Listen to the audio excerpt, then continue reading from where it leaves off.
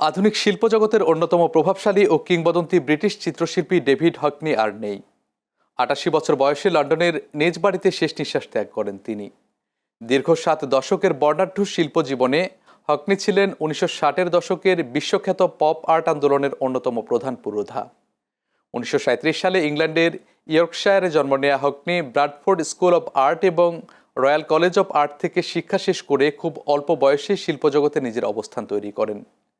চিত্রাঙ্কনের পাশাপাশি photography, stage design এবং আধুনিক ডিজিটাল প্রযুক্তিতেও ছিল তার দক্ষতা। আইপ্যাড আসার পর তিনি ডিজিটাল মাধ্যমে ছবি আঁকা শুরু করেন এবং নতুন প্রযুক্তির সঙ্গে শিল্পকে যুক্ত করার পথিকৃৎ হিসেবেও পরিচিত হন। ২০১৮ সালে নিউ ইয়র্কের এক নিলামে তার বিখ্যাত painting portrait of an artist প্রায় ৭ কোটি পাউন্ডে বিক্রি হয়।